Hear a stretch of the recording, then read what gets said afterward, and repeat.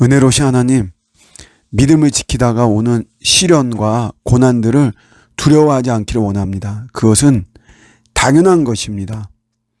세상과 충돌할 수밖에 없고 하는 것인데, 그런 속에서 주님이 우리를 감찰하고 계시고 눈여겨보고 계시고, 때가 되면 주님이 일어나셔서 처리해 주실 것입니다.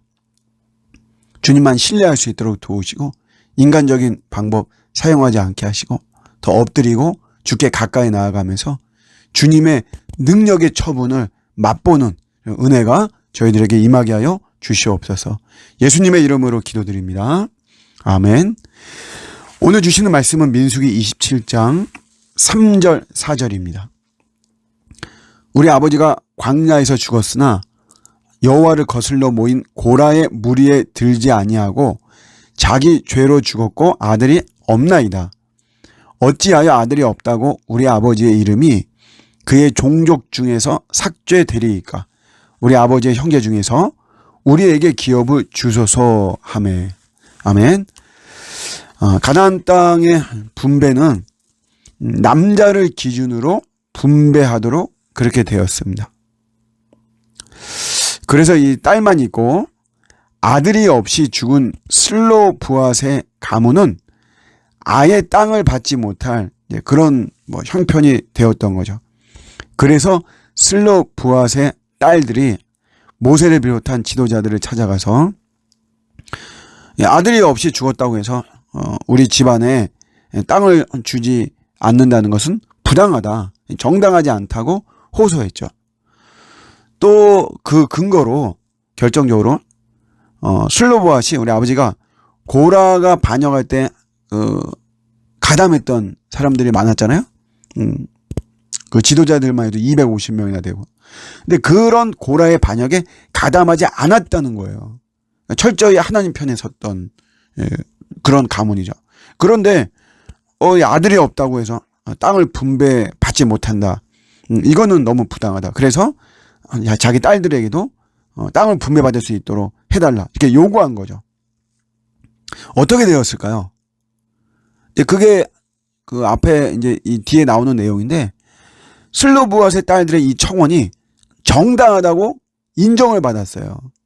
그래서 이 딸들에게도 그 땅을 주라고 판결을 했고, 이것이 판례가 되어서 사람이 죽고 아들이 없으면 딸이 땅을 상속받도록 그렇게 했고, 만약에 딸도 없다 그러면 그 형제가 없으면 아버지의 형제가, 그마저도 없으면 가장 가까운 친척이 물려받도록 그렇게 상속법이 정해진 것입니다.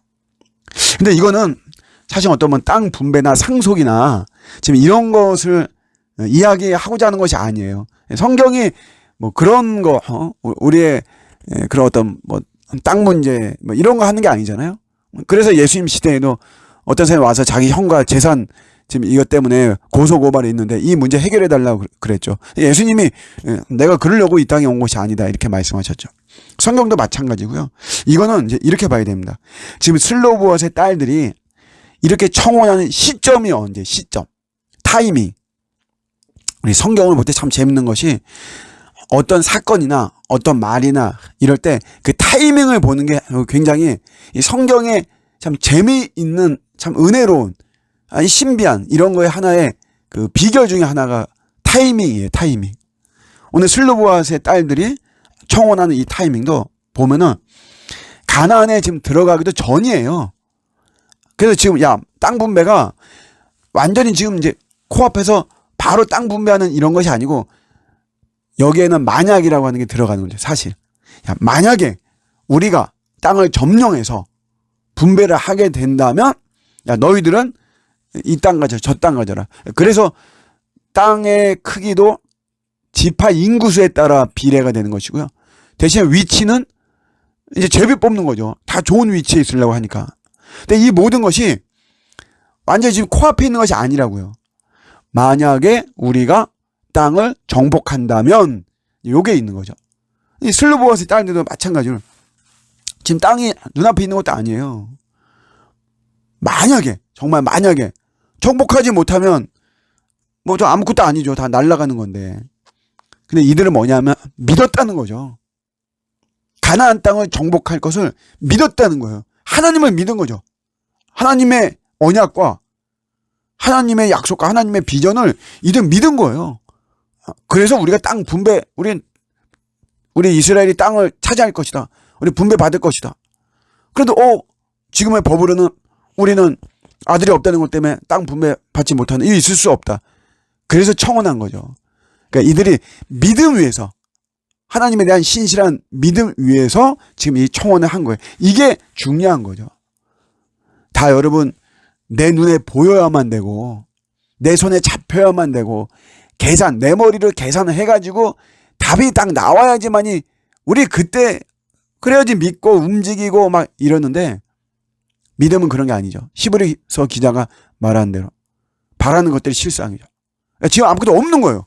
그렇지만 내가 이렇게 될 줄을 믿고 나갈 때, 그때 정말 믿음의 역사가 일어나는 거죠.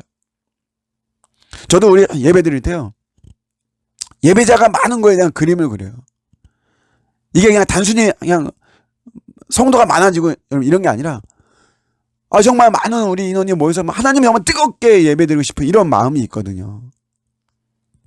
현실의 눈으로는 그런 게 아무것도 없죠. 그러나 저도 믿음을 가지고 예배의 영광, 예배의 부흥, 예배의 기쁨, 이거 가지고 하거든요. 소망 가지고 기도하고 막 나가는 것이에요.